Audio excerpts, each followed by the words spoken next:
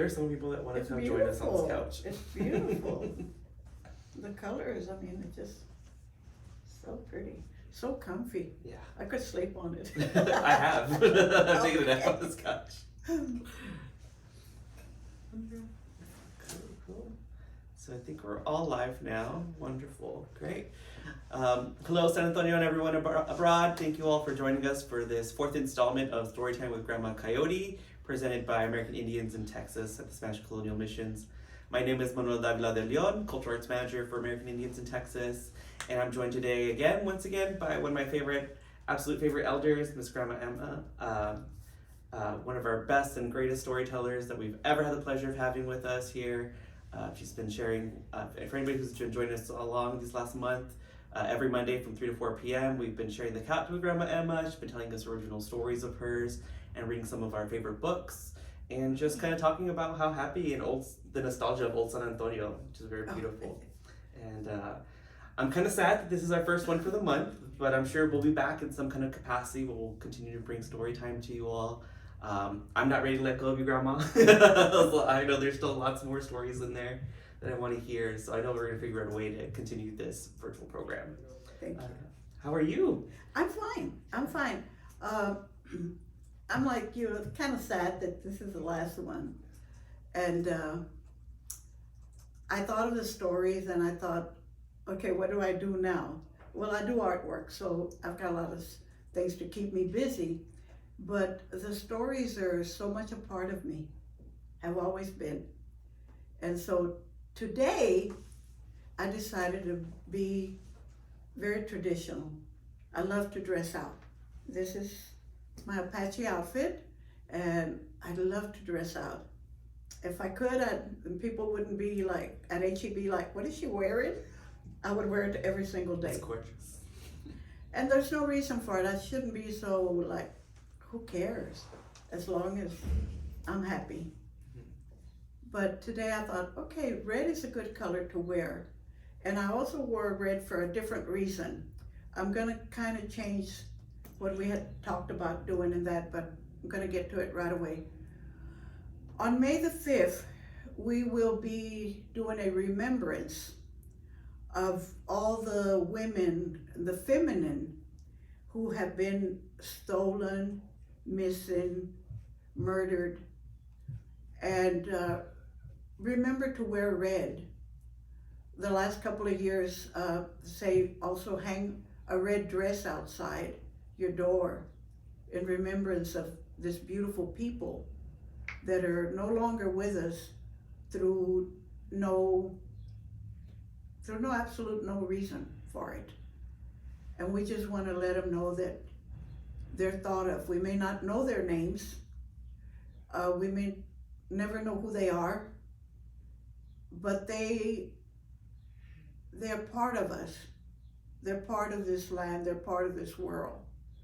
No matter where they came from or what, they're just as human as you and I, and they should never be forgotten. And in the meantime, also think of the families that are still waiting for them to come home. And some of those families that know that they will never come home. So please remember them on May 5th.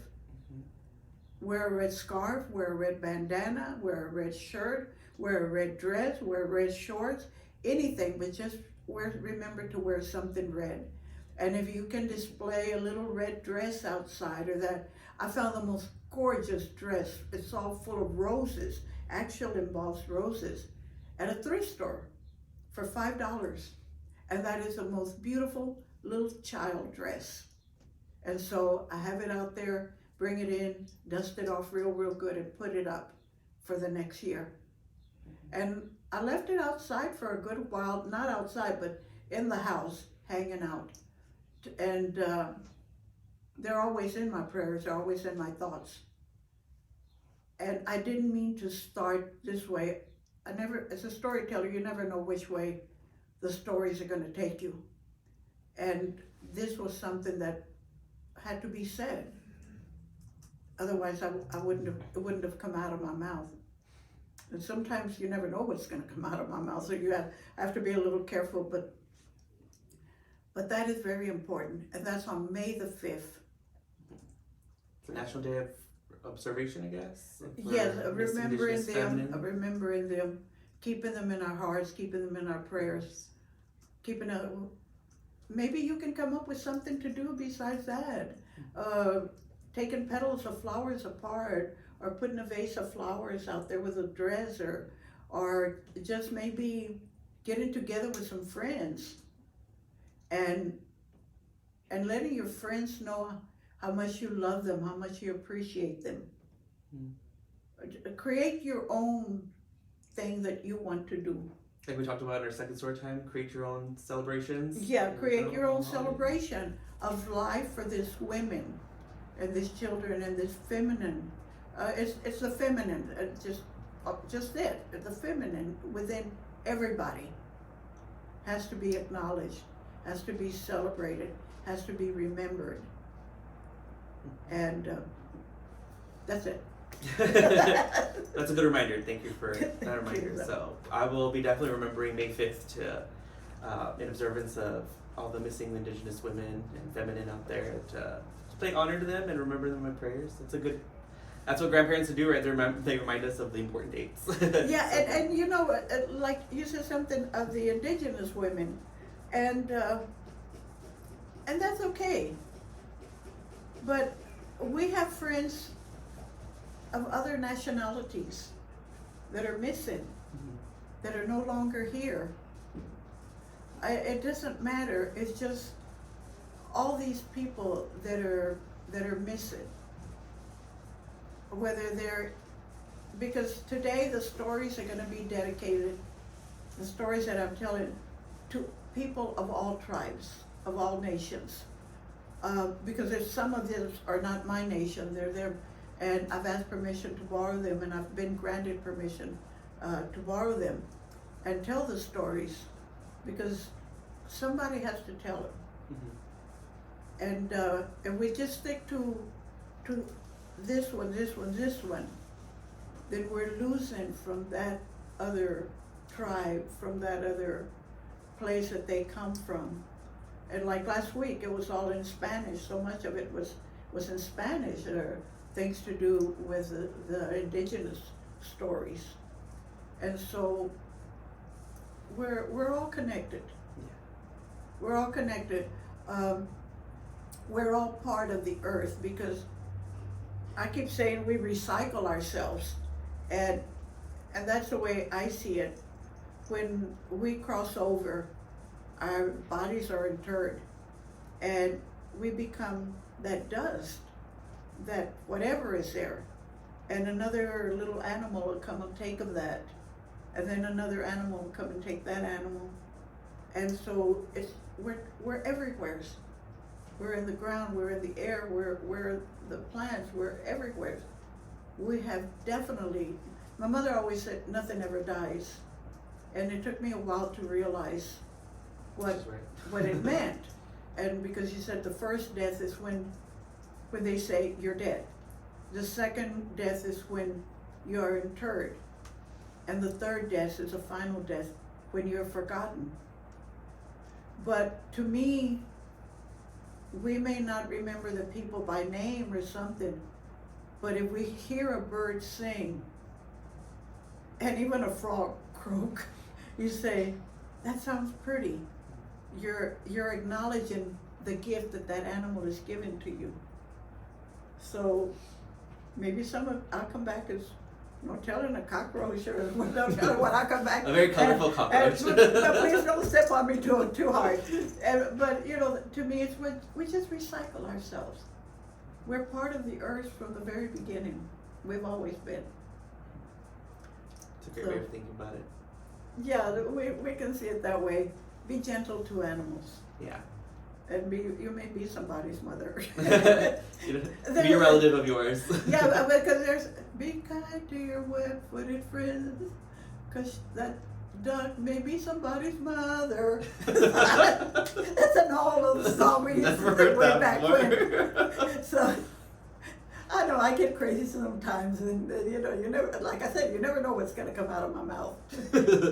But I hope you've enjoyed it. I really do. I hope you've enjoyed the what we've done now for the three series, and let AIT know, let Manny know how you feel about it, what impact it had on you. Maybe it triggered a memory of your childhood with your grandmother, grandfather, great-grandmother, your mother, or just something that you did. Today I was remembering the theater right here, Guadalupe Theater next door to us, and it brought back a lot of memories, and that's what, for me, stories are, memories. Mm-hmm. So everybody's a storyteller. If you tell a memory of something that happened to you, you've told a story, you're a storyteller. But so, I'll get back to the stories. Oh, speaking of stories. Okay. It is said a long time ago, there was very little game, and the people were going hungry. And so hunters went out in all directions to look for food. And there was this young hunter that he went off by himself. He always would. He was all by himself. He didn't have any family. He had his lodge, but if he didn't want to come home, he didn't. He just stayed out there. And then one day he traveled and traveled farther and farther. And next thing you know, it was nighttime. And it was too far for him to come back to camp. So he made a fire, got himself comfortable as he could be, and laid down. And while he's laying down, he's listening to all the night sounds, the owls, the birds, the wind rustling through the leaves. You could almost hear songs from the wind, the stars blinking, they're dancing. He had a great imagination, and all these thoughts are going through his mind, and he falls asleep. And in his sleep, he has a dream. And in the dream, a red-headed woodpecker comes to him.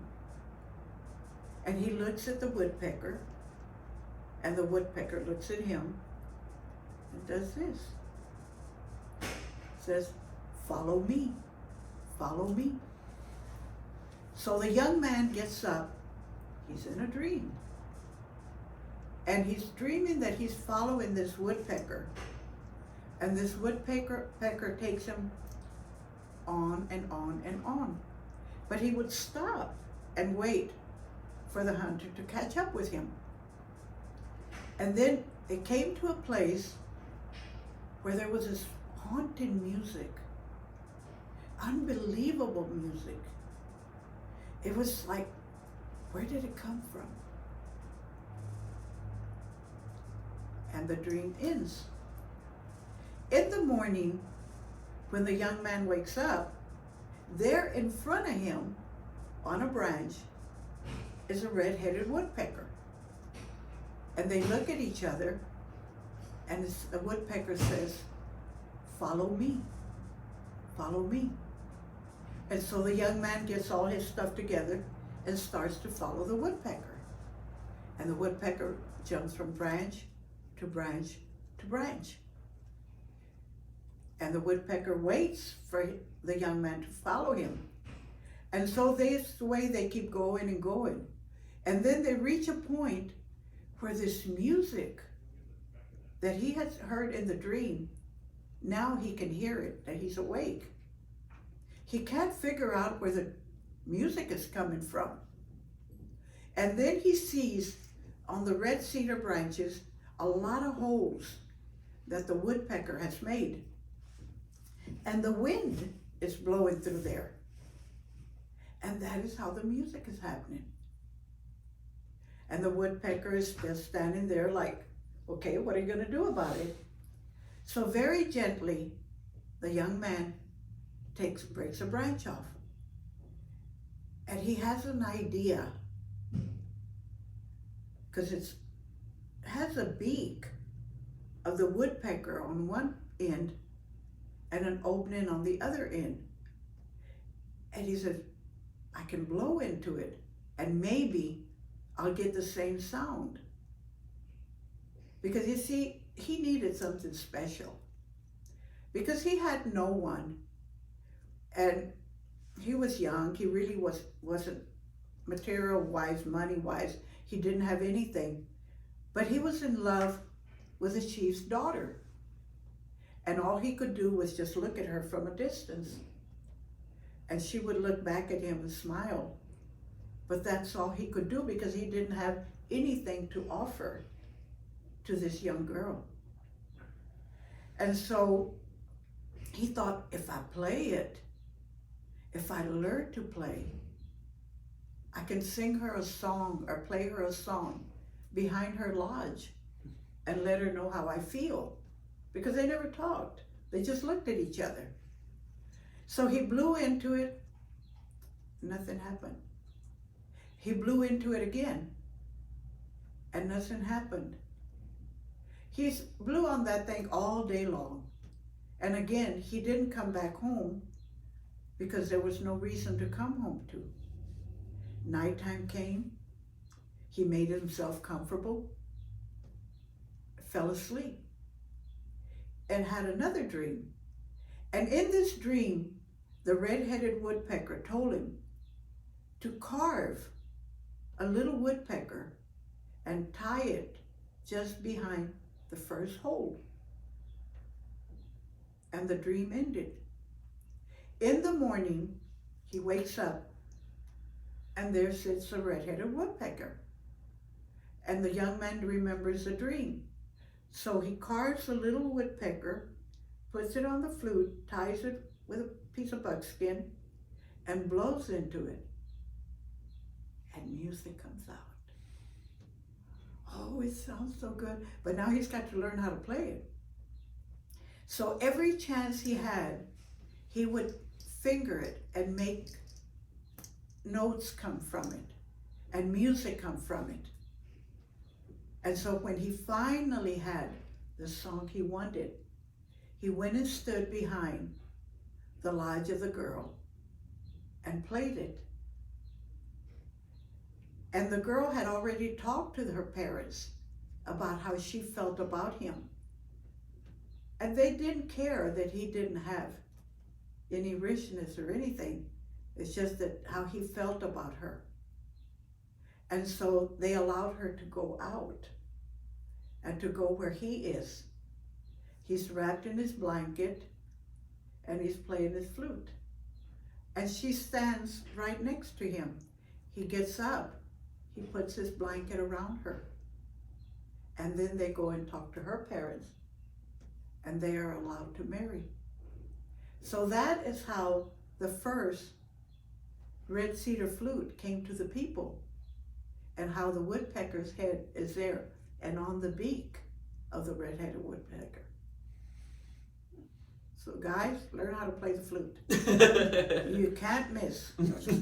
Oh. So that's the story of the first flute. Yes. Wow. Yes. So my Donovan started playing the flute when he was real little.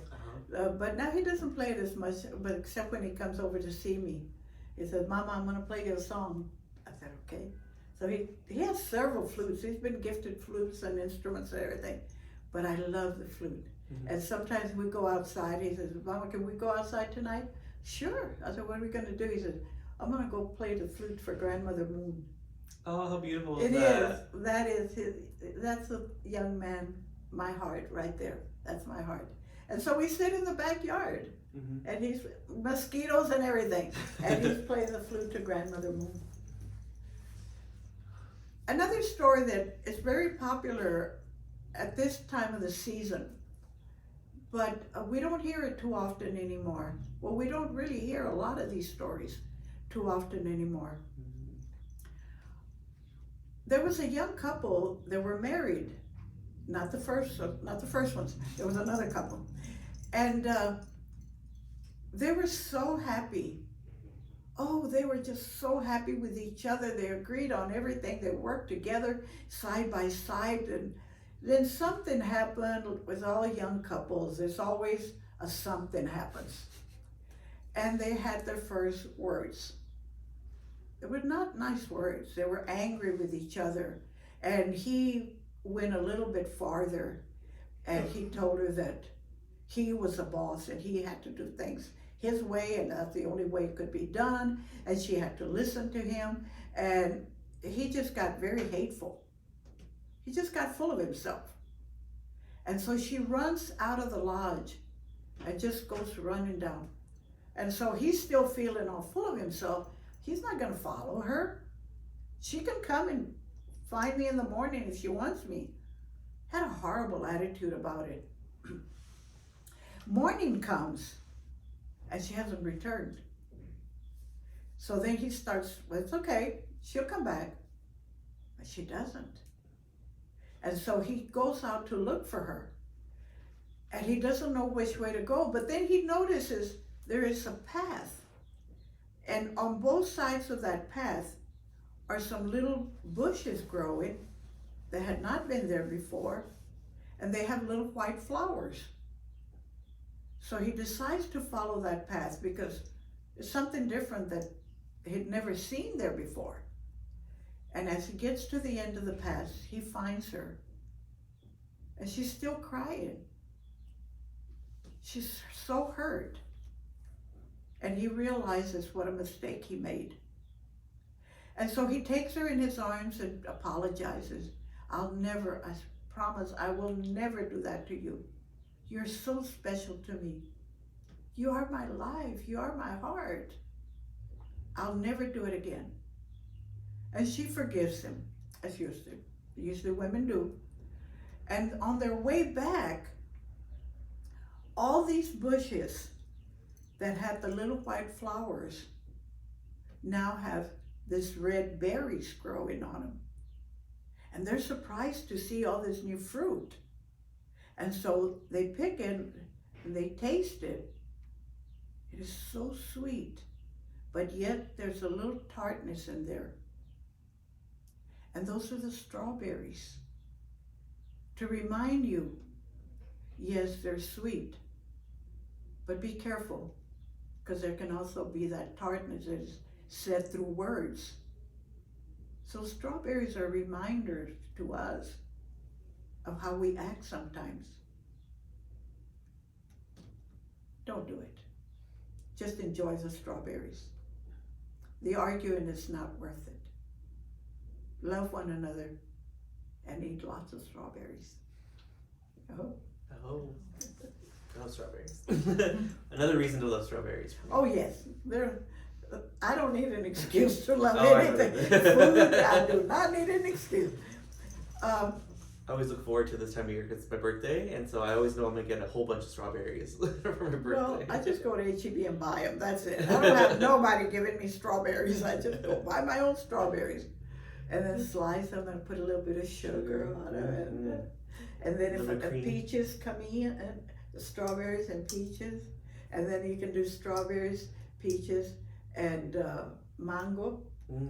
And with that jelly from the strawberry gel in there, and mix it, and bananas in there.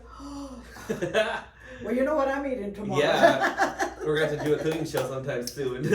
Oh, to me, then you put strawberries and bananas and mangoes and peaches, and with that red gel that there where the strawberries are, and mix it all up and chill it. Oh, that is so good. Let's try that one. Yum. Yum, yum, yum. I'm gonna have to eat after this now.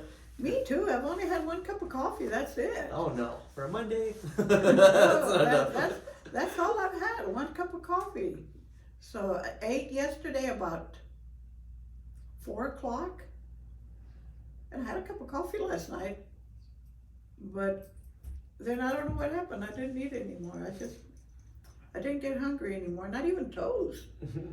So I said, no, gotta eat today. Are there any other stories you'd like to share with us? Yeah, there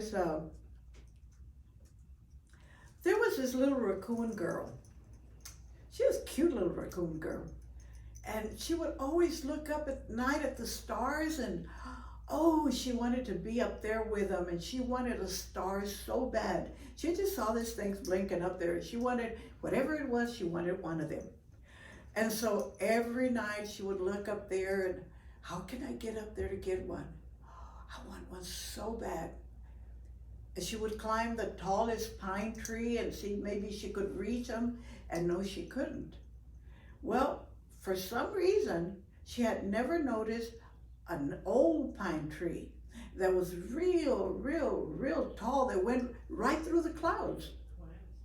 And so she climbed and climbed and climbed, and then she went right through the clouds in the clear night where all these little stars are blinking. Now she could get one, and she started to step on the cloud, but then she noticed Bear.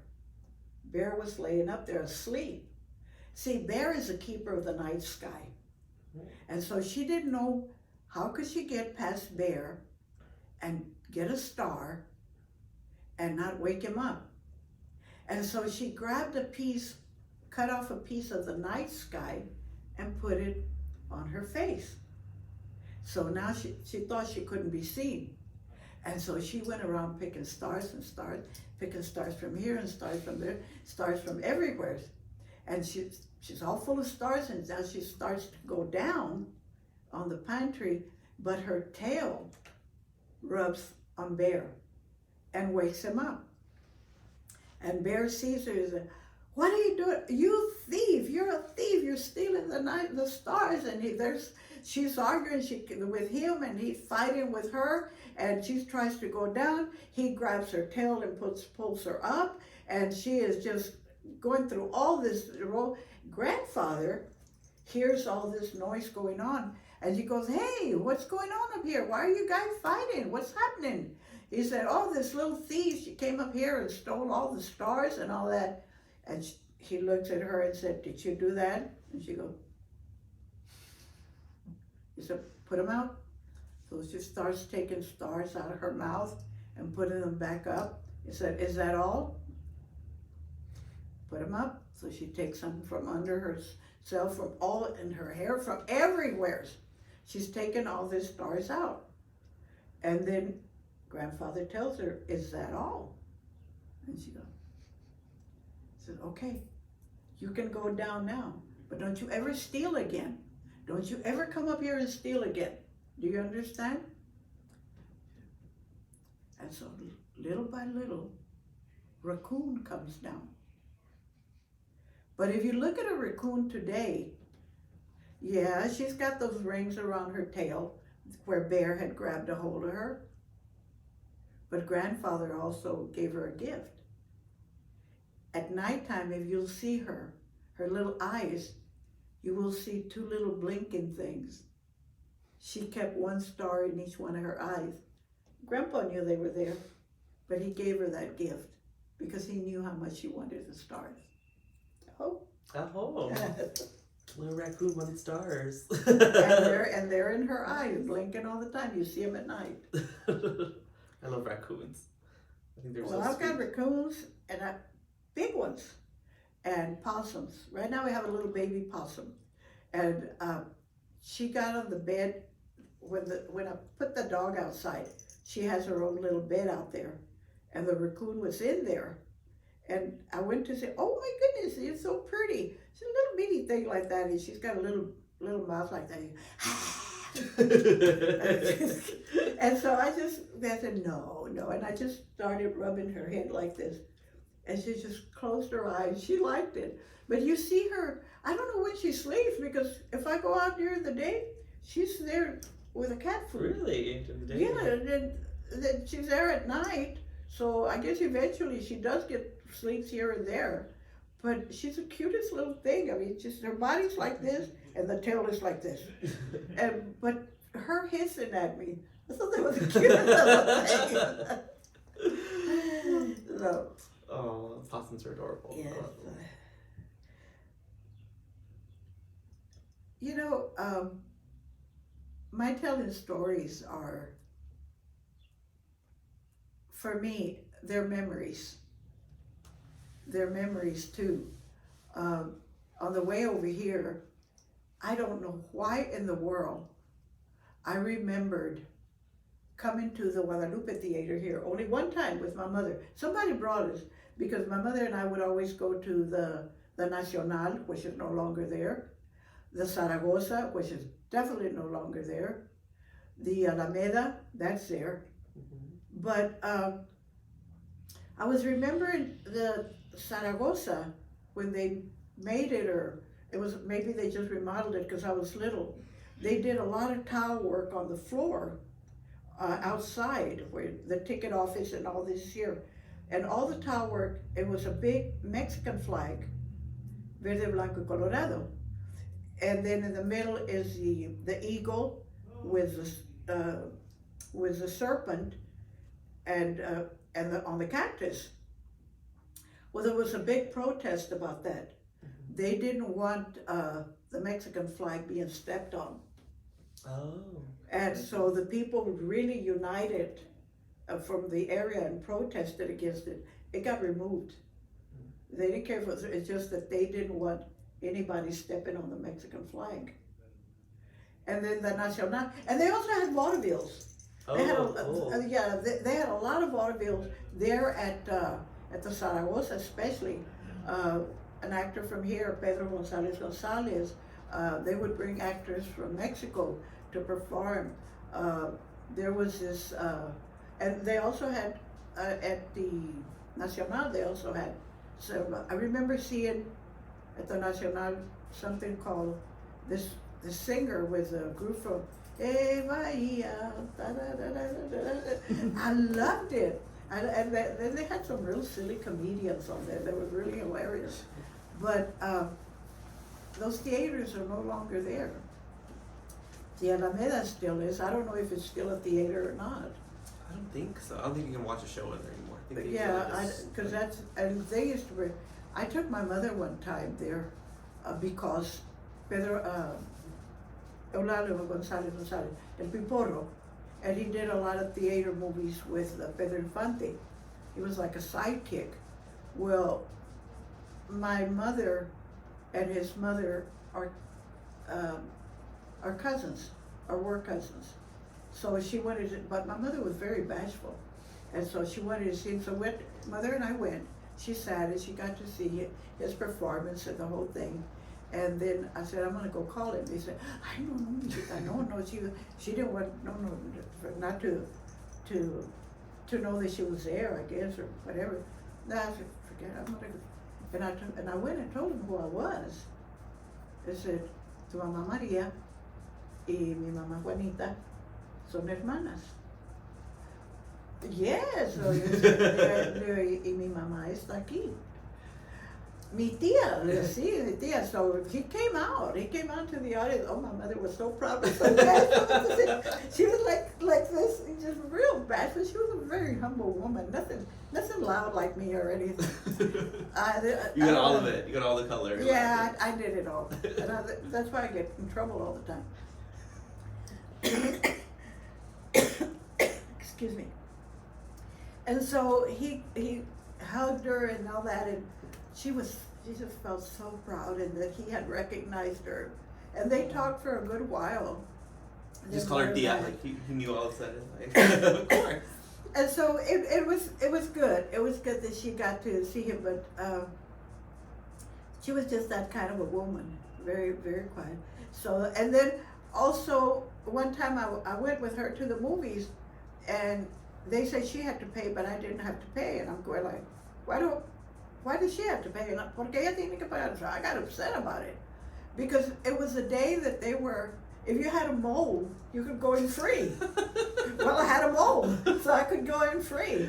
And I was real upset because my mother had to pay. And so I said, no, I'll pay. So I wouldn't go in free for anything. Even if I had several moles, I wouldn't go in free. But they would have events like that. And I thought, what happened to all this stuff? I mean, make your own celebrations, right? and Mole day. then everything just died. And I'm from San Antonio. I was born in downtown San Antonio. So the farthest we would ever go, the farthest I would ever go in would be to the mercado. And the mercado is nothing like it is now. Yeah. It was right in front of mi tierra. That was Produce Road. And you could, after the dances, you'd park there and go eat at mi tierra. And so those were my stomping grounds all through there. the governor's palace. I used to love to go into the courthouse and run in and run. You didn't have guards at the end. I would run through the center and make all kind of noises and go out the other way. And my daddy would be going on the outside watching me. What is she doing? Just troublemaker. Yeah. Cause yeah. a ruckus. I loved it. Loved it. So, how are we doing on time? I think we're good. Yeah, about 30 minutes. How much? About 30 minutes. Oh, okay. We're doing real good. Mhm. Then, this,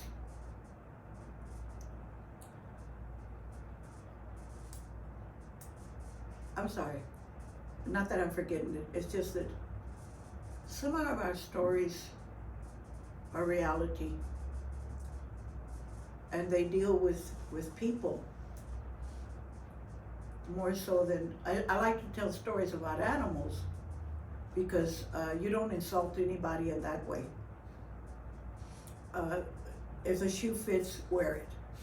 And you'll know whether the story, and sometimes the stories have to be told, a certain story has to be told, you don't know why, but it just comes out and you tell it because somebody needed to hear that lesson. Because that's what the stories are. We are the keeper of the stories of whatever tribe we are, or whatever family we are.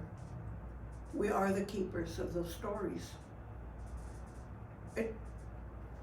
Yes, it matters whether you came sometimes from across an ocean and they tried to dominate you, which is wrong. But they came for a reason. They were escaping from prosecution, whatever, freedom of religion, and of course, by their coming to being allowed to they can have their religion, they took our spiritual beliefs, our faith away. They didn't see it as of any importance. They didn't see us as of any importance. Unfortunately, that is still happening. And we mustn't forget, people say that I live in the past. No, the past is me. I am the past. Because all those people from the past are within me. And then I will pass it on to my son and to my grandchildren. And the past will always be with them. So respect yourself. Appreciate yourself. Because you carry thousands and thousands of thousands of heartbeats in your body. And this is going to be kind of like one of those stories. It is said a long time ago, some people came in from another country, from another area, and started laying these planks of wood across the plains. Now the buffaloes, they are our brothers. We love them and they love us.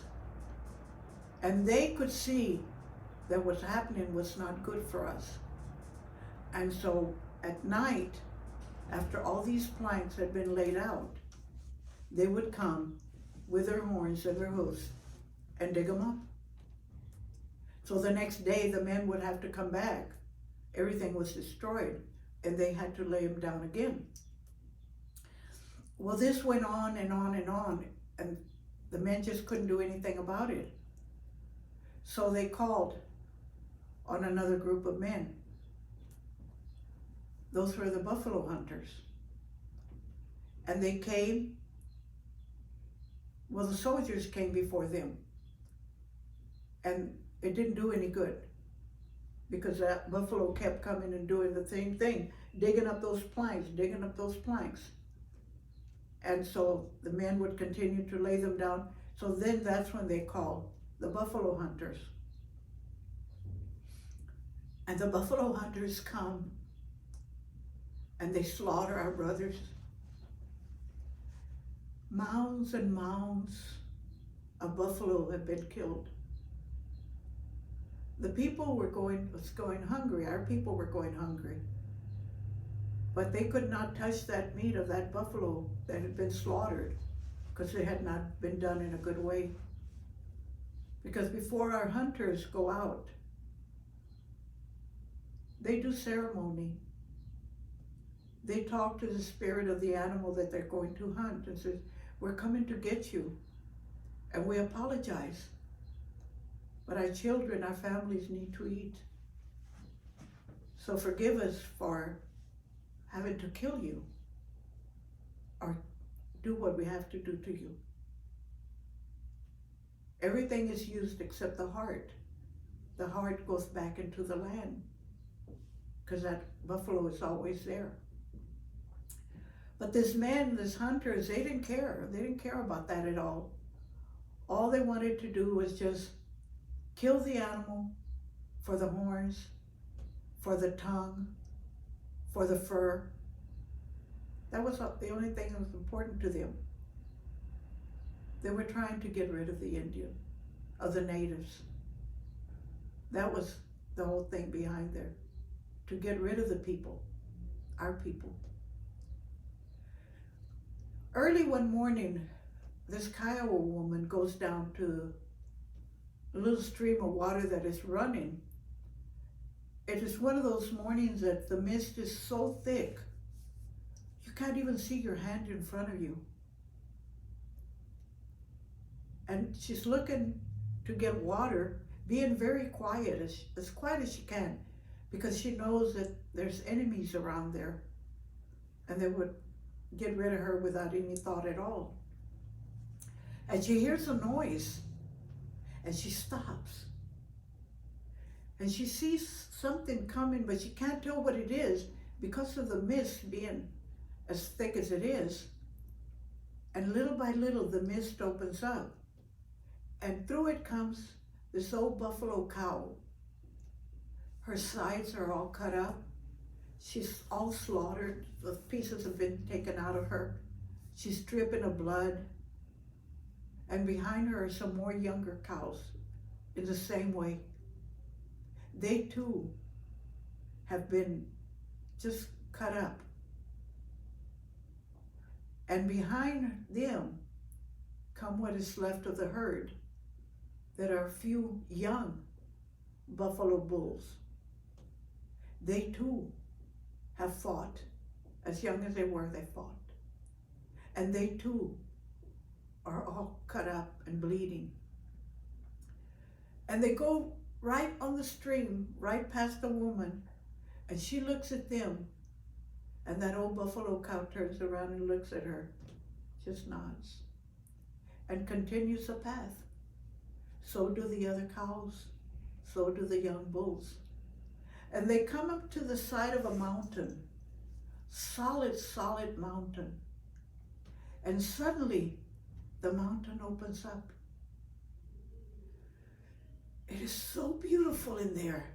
The sky is blue, the mountains are green, filled with wild flowers. The birds are flying, singing, just beautiful. You can hear water running, the waterfalls. You can hear all these beautiful stuff happening in there. And this cow leads the herd in there. When they are all in there, the mountain closes up. Some people say that that is the last buffalo herd. I don't think so. I don't think so. Just like that herd, I think they healed and they came back. And just like us, no matter what has been done to our people, no matter how much they tried to get rid of us, they've never been able to do that. And they will never be able to do that. We're far from being that last buffalo herd. We're far from being that last native person. We're here to stay. They'll never get rid of us.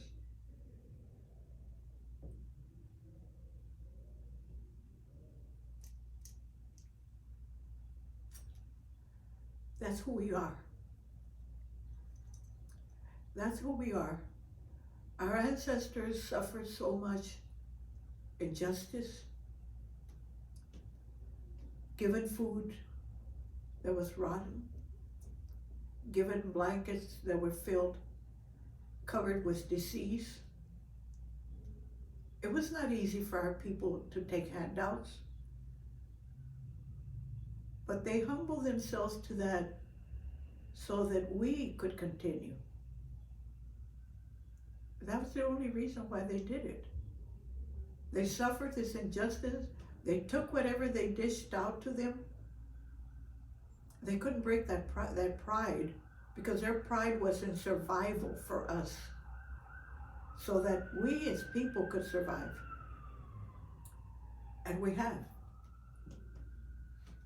So don't ever forget them. Don't ever be ashamed of who you are. If they call you a native, okay. They call you an Indian, okay. We know we're not Indians because we didn't come from India. It was that idiot that didn't know which way he was going and got lost. But we know who we are. So always be proud of who you are. If they say you look different, I'm proud to be different. I'm proud to be the color of Mother Earth, in all shades of grays and all shades of browns and all shades of black. That's what reds, that's what Mother Earth is. Always be proud of who you are, and pass on that pride to your children. That's the best gift you can give them. An education, love, and pride in themselves. That's what I've wanted to pass on to my children. And I think they know. I'm sorry I went that way. For some reason it needed to be told today. That's okay. Just gonna cry here for a minute. Okay. Tissue time. Oh, this is another reason why I love Storytime so much. And that was one of the stories that just came out a while ago when we were writing down what I was going to tell on stories, and I'm going like, okay, what other story am I going to tell, or what is it?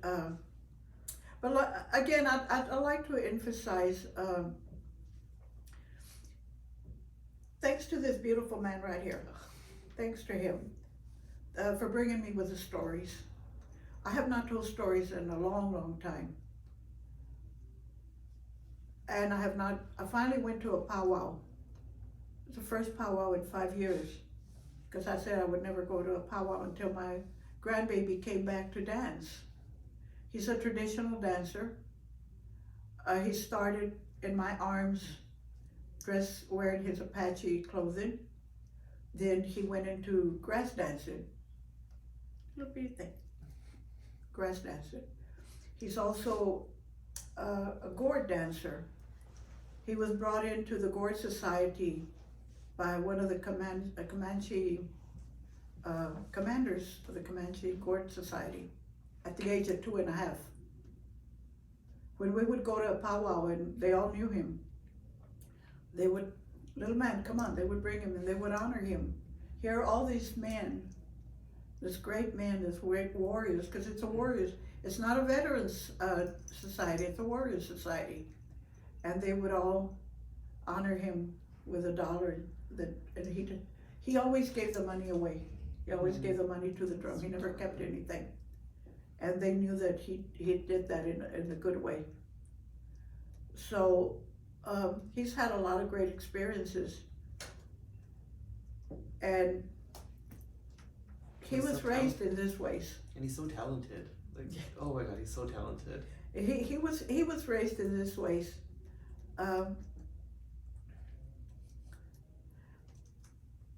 For 7 years I raised him. And now I only see him once a month. But that's okay. It's okay. there's a reason, there's lessons to be learned by a lot of people. Grandfather is teaching the lessons. But as long as he doesn't forget who he is, and he doesn't, he reminds me. He reminds me of things. Every time he comes, we talk about different things. And he wants to hear another story. His favorite is the one that I told last week and the first time about corn, beans, melons, and squash. Good to eat, good to eat. I was singing that song all evening last night. I know, that's a catchy song. Because when I used to tell at schools, that's what I told to the kids. The kids are leaving, little ones are leaving, and they're all singing corn, beans, melons, and squash. They can hardly sing because they're 4-year-olds, but they get it. And the teachers are singing with them. But that is his favorite. And there are many. I needed to take a break from the story with the buffalo herd, but here I'm gonna go into another thing too. A song. And I wrote this song when I was told that okay, we used to go do sweats at Mission San Juan, down the river, down the bottom. There was a sweat lodge down there. And some men from the church objected to it. The priest that was there at the time, he just loved us. He didn't push religion on us. He didn't push the Bible on us. He just loved being with us. He loved us for who we were. And he was a very indigenous man from Mexico. Well, they went on this, and we didn't have any business being there by the river. We weren't even on church ground. We were down the river, down behind it, because we weren't what they wanted us to be. So this is why this song came about. And it kind of goes with what I was talking about, the buffalo herd and what we did. I don't know what the voice is going to be like, but we'll see.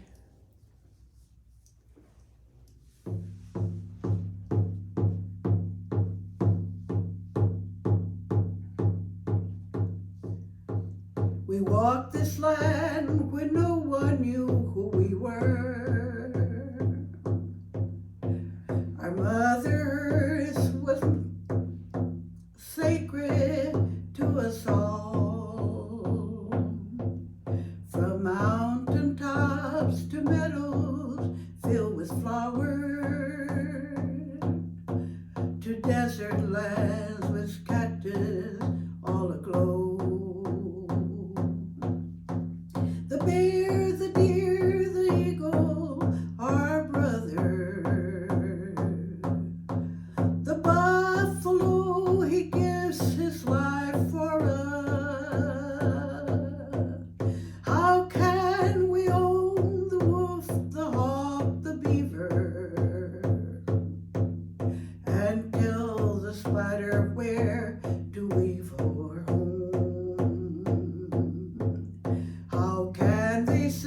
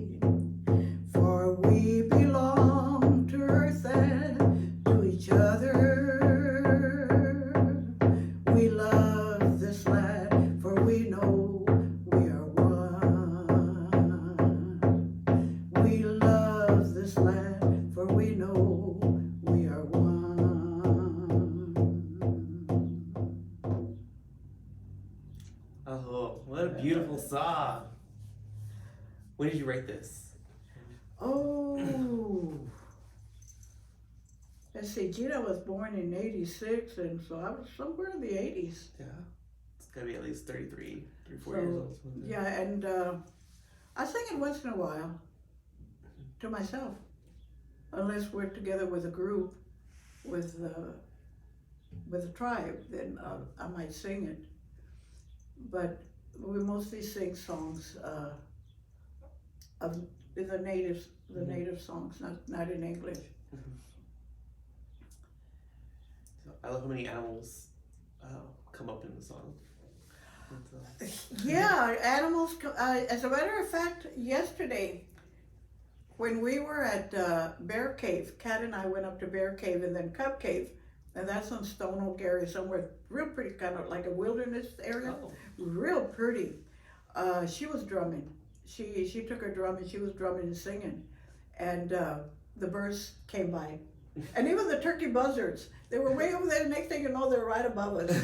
So they like they like the drum. They like the drum. And I often go and sit in the park by myself and drum. But now it's kind of like, what am I doing out here by myself? But thinking of more art, I'm sure. Yeah, and thank you. By the way, thank you for putting out my artwork. So today for our display, we chose some pieces from Grandma Emma's original pieces that we do house here at American Indians in Texas. We do make some of her artwork available through our pop-up shop, the Yanaguana Artisan Market. Obviously, she's one of my favorite artists to work with, so I can't get enough of your work. My house is filled with it, and now my office is filled with it. And so these are just a few of the pieces that we put together. This isn't even a percentage of what you do the work. You have all the jewelry over there. Yeah, we didn't even put up with the jewelry. No, that's like a tree thing full of jewelry. So we've got some of your original textile artwork up here. We've got some of your original paintings that are very collage style. They're a mixed media artist. And then my absolute favorite of her work are her little gourd pueblo people. So she does make each individual person. It gives a little story. You can see all the detail that goes into this. They got little jewelry, this has a story. This one's got a little drum. Over here we've got a little man decorated. Oh, it's a little woman. A little woman. Mama. Second, showing off all her fine jewelry. Oh yeah, the hat. And her hat. Yeah, oh yes. Like her little fur pelt.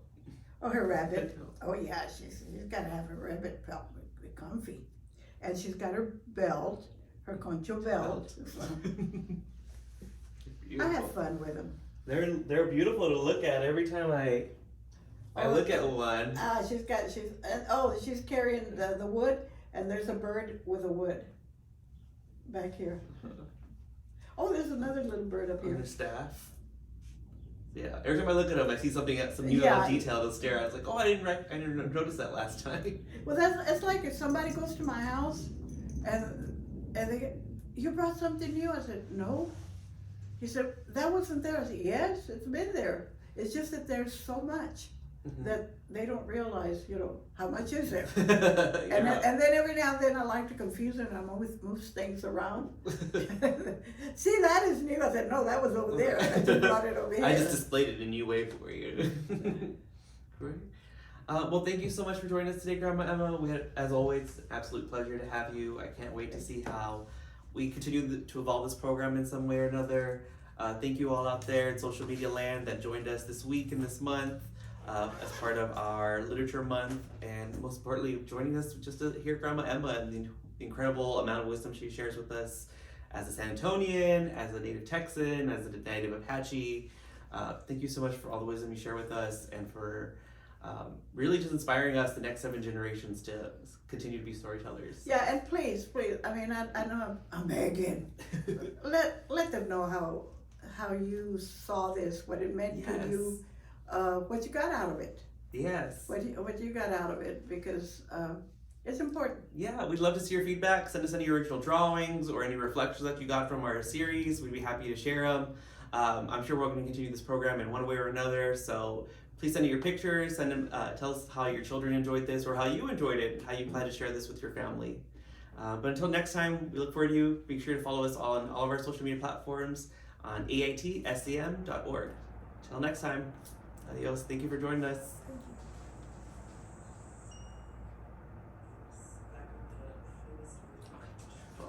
Adios. Goodie. Very good.